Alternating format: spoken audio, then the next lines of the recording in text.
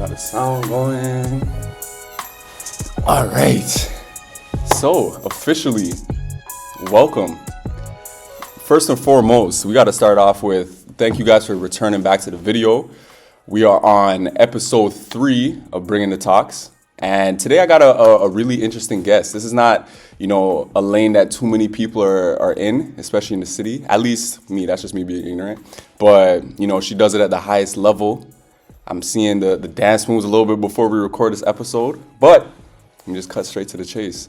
I got episode 3's guest of Bringing the Talks, the one, the only, Cori. Welcome. Thank you so much. I appreciate it. No problem. How you feeling, man? I'm being on the show. I know we had this conversation last summer or something. Yep, we did. So how's it feel to officially be here? Oh, it feels great. This was a long time coming, to be honest with you.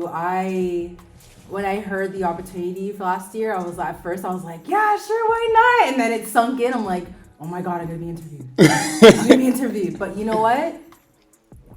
It happened, the right time, right place. Exactly.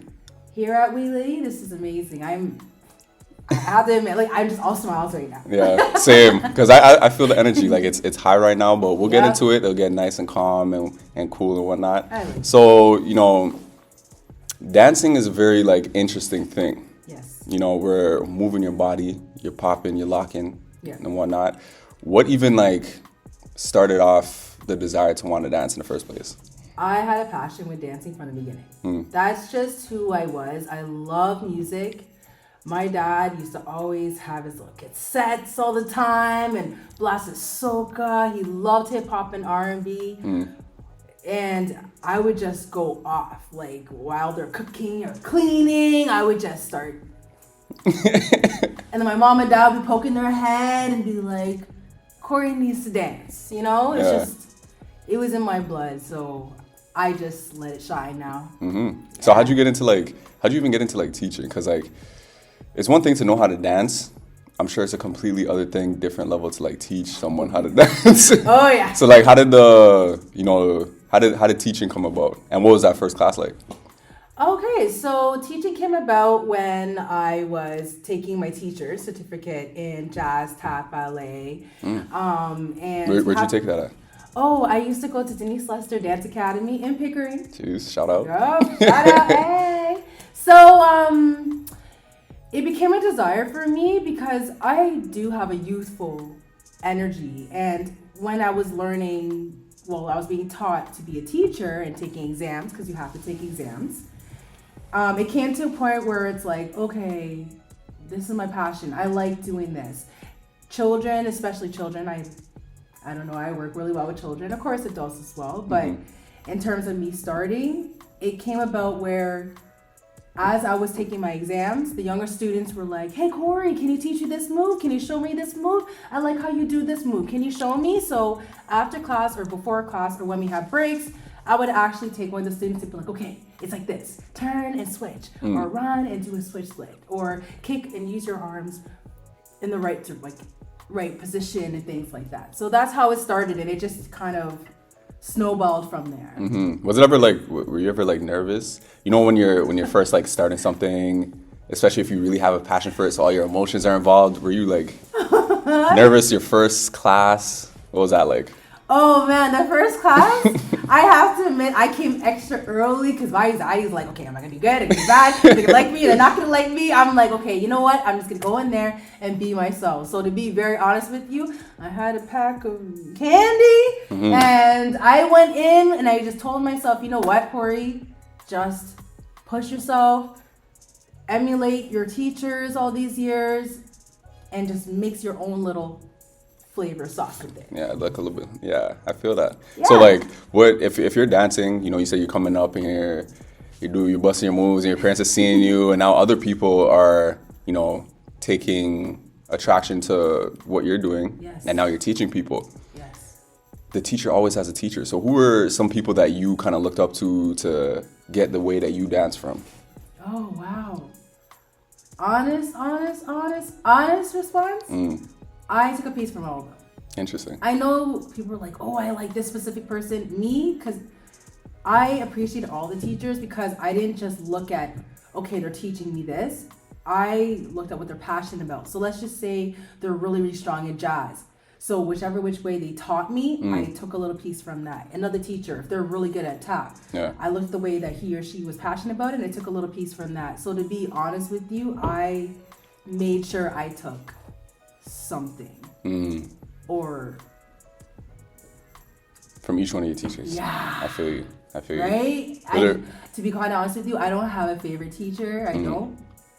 That's what they all say. No, I'm saying. No. You know what? Yeah. I do have favorite dancers. I'll admit that, especially growing up. But I'm being really honest, when it comes to my teachers, I genuinely just wanted to be a student as opposed to be like, okay, I like you. You're so cool. I'm gonna teach you. I'm gonna learn everything from you. I didn't have that. I more wanted to be like, okay, I just want to learn. Yeah. Teach them what you know. Things Yeah. like that. So who were those stars that you see on TV or the music videos that you watch? Like, who are those guys that you were watching when you were like first getting that interest to dance? Oh, man. Typical MJ, but when I really, really started getting into it, oh man. Honest to God, Chris Brown. Yeah. Usher. What? Heavy hitter. Ciara?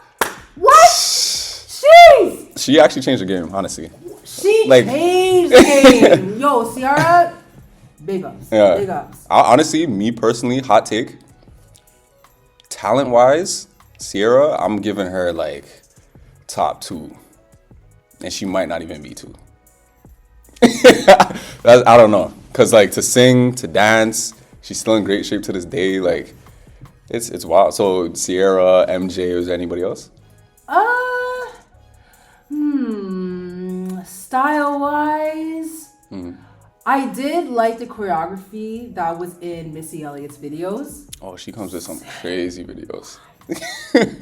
What? It always just gets you like up and beaten. Just, oh man, amazing. I'm just out of words when it comes to her choreography. I also really did appreciate the softer side of the dancers. Like, for example, here's a good example. Aaliyah. She is very soft, but she hits those moves. It's like, ooh, oh, you're good. Like, it's that type of feel. Yeah. Beyonce, I watched that lady grow. Oh. Jeez. Beyonce can move. She can move. Over the years, Yeah. Jeez. So, like, choreography, you're remembering moves. You're remembering certain, like, body movements. You gotta make sure the moves are sharp and thing. Yes. How do you even come up with choreography? For those who don't know, myself included. Even when I was like recording like a little bit, catching you guys do your thing, I'm like, how are you guys even, like, where do you even start when coming up with choreography? It just comes, I'm not gonna lie. Yeah. When it comes to creative arts, it's not something that we plan to just happen to us, where we just sit down and be like, okay, I'm just gonna let it happen, or okay, guys, I'm just gonna teach this. We have to feel it, and it can come at any time of the day. Me personally, it's usually late at night when I'm relaxed, and I could be sitting there watching TV, and all of a sudden I'll get up and I'm like, Ooh. And then I'll be like, okay, I need to record this because I'm gonna forget it. Yeah. Right? So,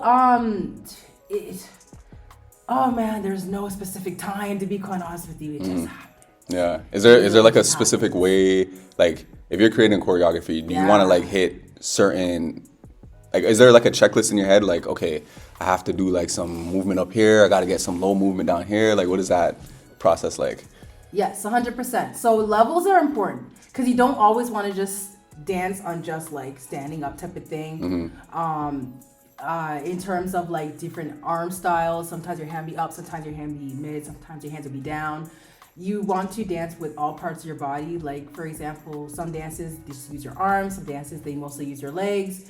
So yeah, 100% using levels and using your arms in different ways are very important in terms of choreography. Again, for me, in terms of making sense with the choreography with the song, I like to listen to the song. I like to vibe to the song, especially learning the lyrics and then dancing to the lyrics, because I have the last say in this, but if it does irk me when I do see routines and it doesn't make any sense. It has nothing to do with it has nothing to do with the song. They can be doing the shoot to a song that's talking about, oh, I want to die, and it just doesn't make any sense. It's like a happy dance move to like a really sad, depressing song, and it just doesn't make any sense. Like that's the whole point of choreography, is understanding the song and dancing to the song, not just you know what I mean, just doing what you want, which is cool.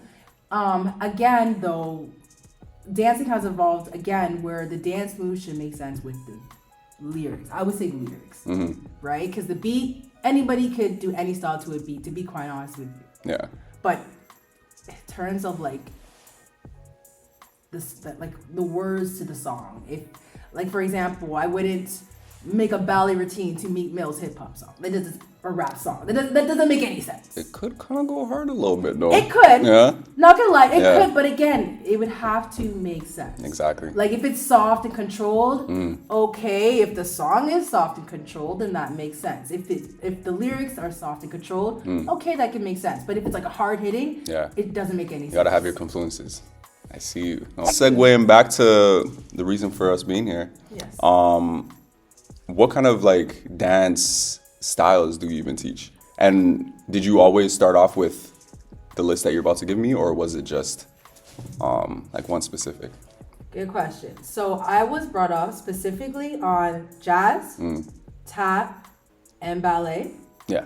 And then also acrobatics. Okay, don't mean to cut you off. Yeah. You just triggered another. How do you dance to jazz? Like, what is a jazz? Ooh, good question. Yeah. So the best way to explain jazz is, do you remember like the early 80s type of music?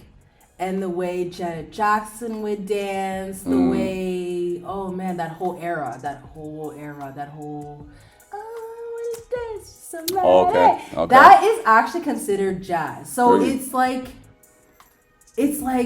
how should I explain it?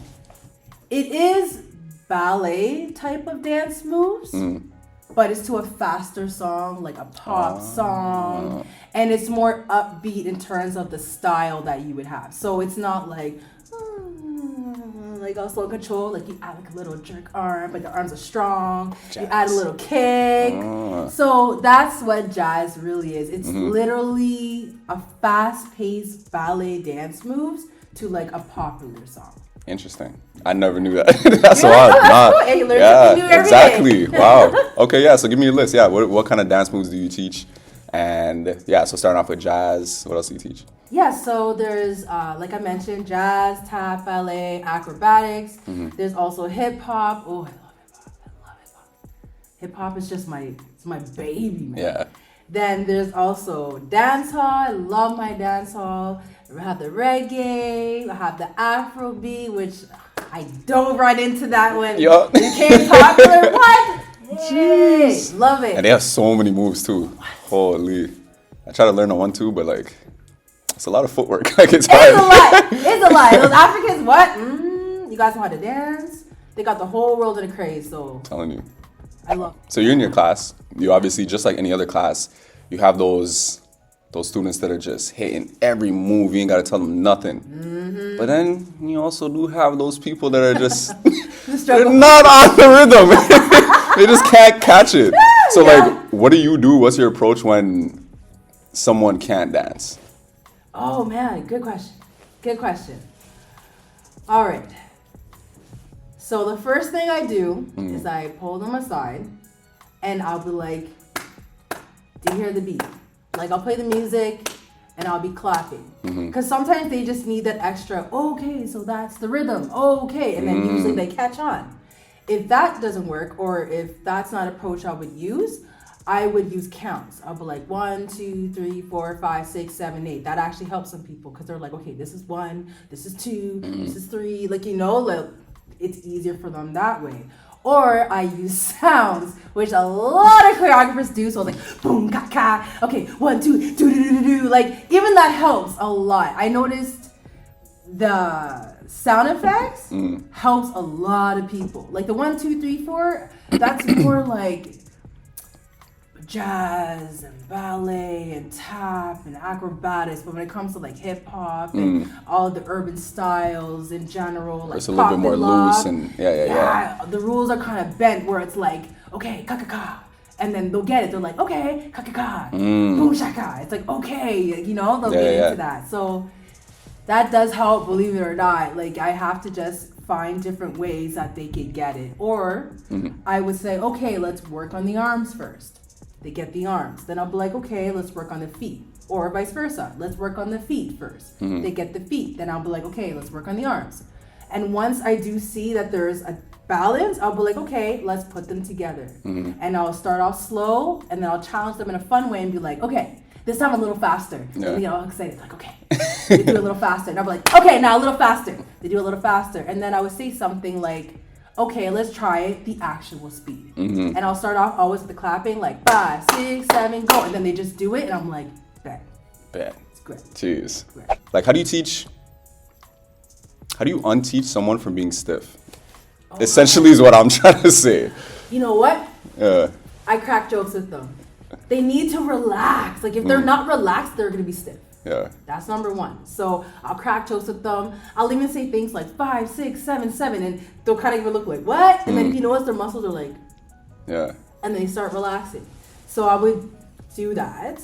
Another thing I would do is that I would actually be like, yo, exaggerate. So I'll tell them to exaggerate. I'll be like, use your face. It's just weird when I say to use your face. Like you mentioned the idea of like elbow and elbow. If they use their face, they're like, and then they'll look at stuff in the mirror and be like, oh, I did it. So I guess it's more has to do with the energy. They have to push the energy out. Another thing that I would do is I would record them. Jeez. And be like, look at yourself. What do you think? Like even today I had class and I did that because they get the moves, but some certain moves they're comfortable with, and then some moves that they're uncomfortable with, I get the stiffness. Because you know what it is? It's confidence. It's like, oh, I didn't really practice this move this much, so I'm going to give just this much energy to it. Nah. Oh, so it's the energy. Yeah. Interesting. Jeez. Energy all the way to your fingertips, all the way to your toes. That's the only way they'll get every dance move bang on. And I'll also be like, okay, the first time you guys around practicing the routine, it's just a practice. I'm not going to sit there and judge. That's just the time of just making all the mistakes you can within that time. Yeah. Second time, I would say the words, for example, try a little harder, you guys. And then when it comes to the last time, I always have this rule. Make sure the last time is your best time, because you don't want to leave here knowing like, I did a bad job, you know, I kept on messing up on this dance move. Oh, Cori kept telling me to try that a little harder.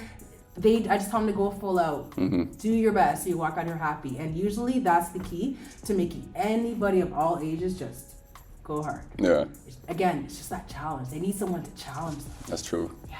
You ever performed? Oh, I love performing. I love performing. You jumped out of her seat. I love performing. If I had to judge myself, real talk, I consider myself more of a performer than a dancer. Interesting. Dancers? You about to go ahead. You read my mind. Okay, so my definition, because everybody has their own, and that's fine. Yeah. Mine is a performer moves the crowd. A performer makes the crowd want to stand up and be like, oh, that was amazing, that was sick. Oh my God, he or she was just dope. Like, oh, I want to dance with them. That's the energy I give off. So it's the overall piece. Of course you do the dance moves correctly because people aren't stupid. If you do it wrong, they're going to be like, yeah. Right? Yeah. But, so that's the definition of performer. A dancer could be somebody who could just, so flexible.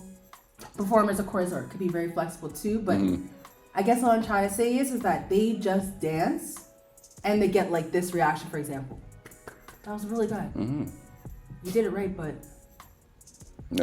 where's the energy in me being like, good job. Yeah. You know what I mean? Like it doesn't move you. Like a performer should be able to make you feel how they feel. So if they are sad in their routine, like a contemporary piece, which the song is just so emotional, the dance moves are so emotional, it should make you as an audience be like, oh my God. Almost like you're watching like an actor, actress. Yeah. Interesting. 100%. They should feel you. I always tell people this. Dancing is an emotional sport. Interesting. Best way to put it. Oh, you have to be very athletic to be a dancer. Because you need to have your stamina. There's certain dance steps that you need your flexibility. And you also have to be able to perform and move that crowd. Jeez. It's a lot. So what was your favorite performance?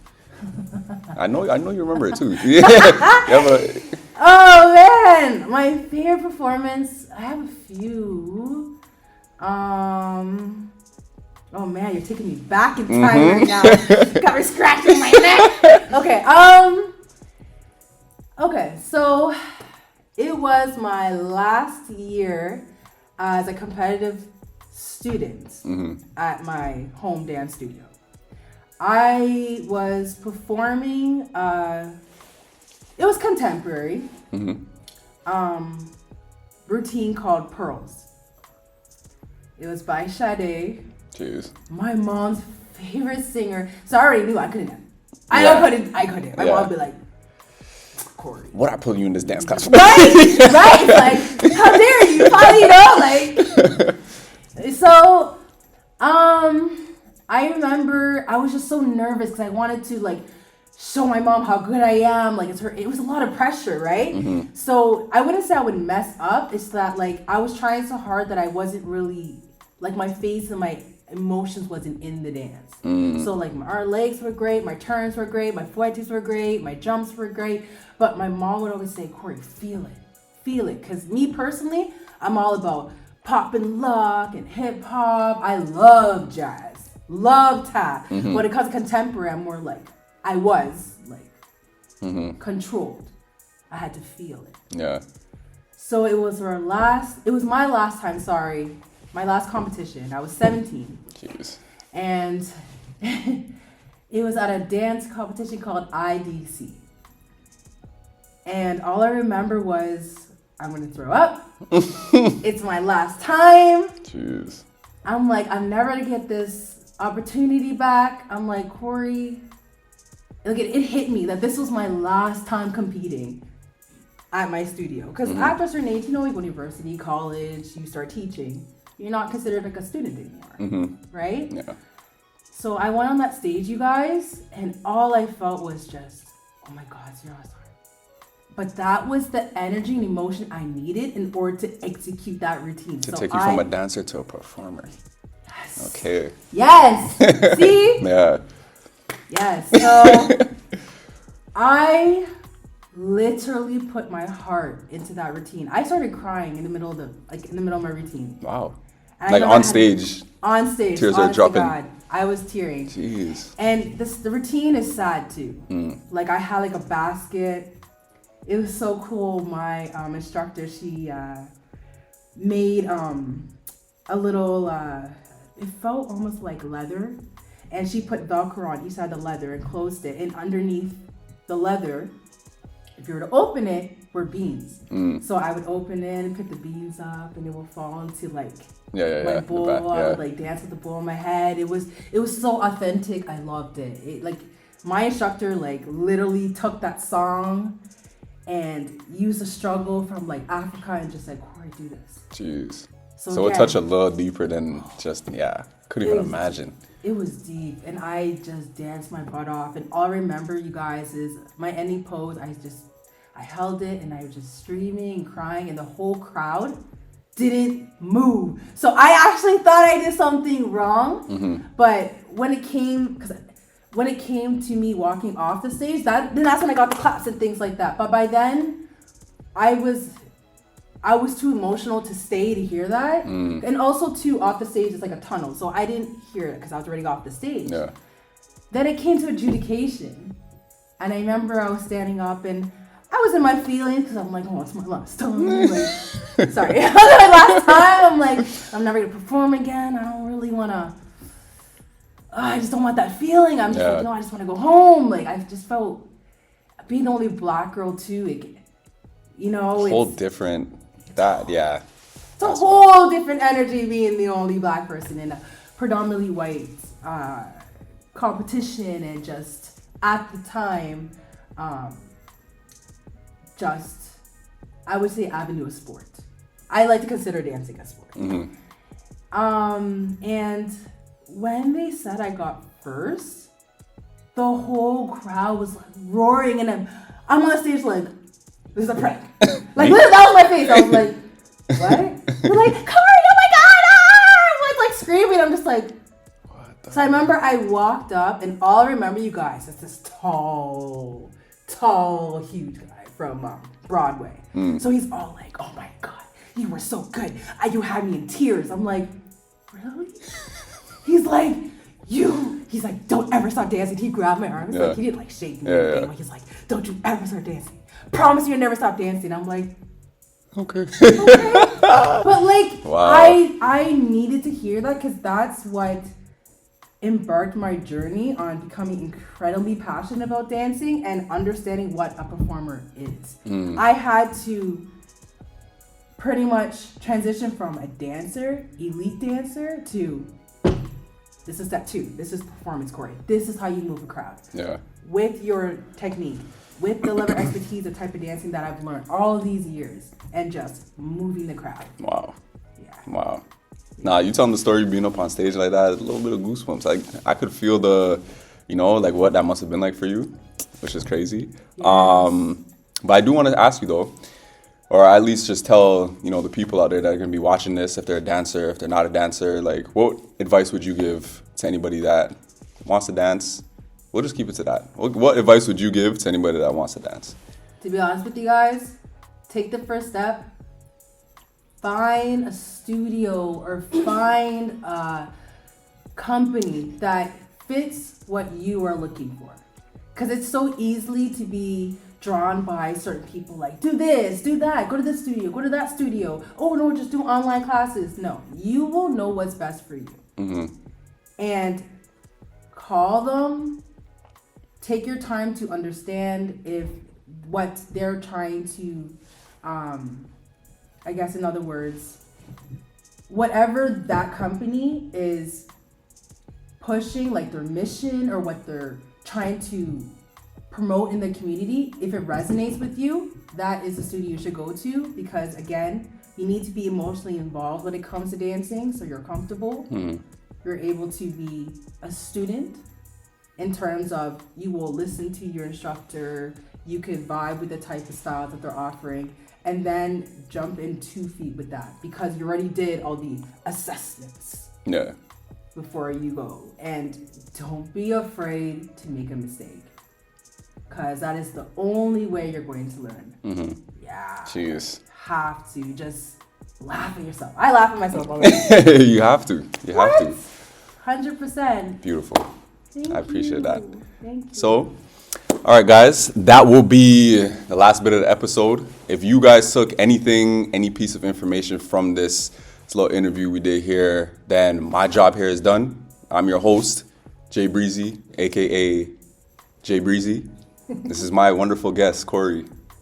Hey. Lighting up the place with her smile. Thank you. Okay. And this is Bringing the Talks. Anybody want to shout out? Shout out your own stuff? Oh man, anybody that I work with to get to this point, whether you're a teacher, whether you're a friend, in terms of just pushing me with my craft, salute to you. You guys know who you are. Most likely we're still in contact, probably friends on social media. See you on the way. Just so you guys know, I never forgot about you. And thank you so much. If it wasn't for you guys actually being in my life, honest to God, I wouldn't be here. So best believe you guys are definitely in my heart every single day. Swear to God. That's what's up. All right, all the socials and everything will be in the comments below. Okay. Again, thank you, Cori. Yes, anytime. Thank you. Yo, we did it. Yeah, we did it. Hey. Let's go. That's the episode right there. Thank you so much. Oh my God. That was you were so amazing. good. Thank you. Was I'm so so good. nervous, but I did it. I'm so